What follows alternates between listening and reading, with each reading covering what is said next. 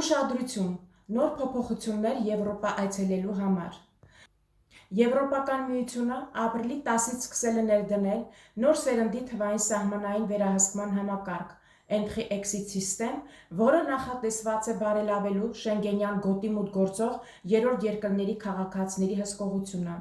Այս փոփոխությունները անմիջականորեն վերաբերվում են նաև Հայաստանի քաղաքացիներին, ովքեր մեկնում են Եվրոպա կարճաժամկետ այցերով,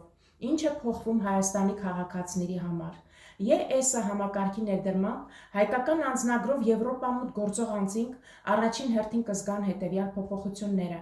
Անձնագրերում այլևս կնիկ չի դրվի, սահմանային անցակետերում այլևս չեն դրվի մուտքի և ելքի կնիկներ, փոխարենը բոլոր տվյալները կգրանցվեն թվային համակարգում,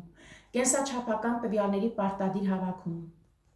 Առաջին մուտքի ժամանակ սահմանապահները կհավաքեն մատնահետքեր, դեմքի լուսանկար, այս տվյալները կպահպանվեն համակարգում և կօգտագործվեն հետագա մուտքերի ժամանակ։ Ավելի խիստ վերահսկում 90-180 օր կանոնի նկատմամբ։ Համակարգը ավտոմատ կհաշվի, արդյոք քաղաքացին չի գերազանցել Շենգենում թույլատրելի 90 օր գտնվելու սահմանը։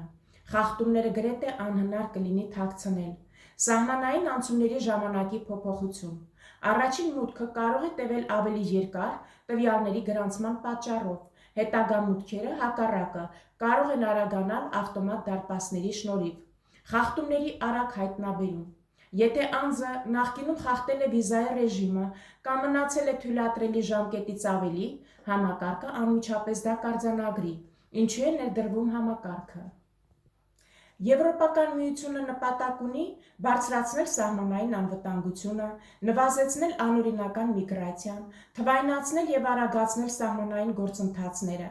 Ինչ պետք է հաշվի առնել Հայաստանի քաղաքացիներին։ Հայաստանի քաղաքացիներին խորհուրդ է տրվում խստորեն հետևել 90-180 օր կանոնին, պատրաստ լինել կենսաչափական տվյալների տրամադրմանը, նախապես ստուգել իրենց մուտքերի և ելքերի պատմությունը։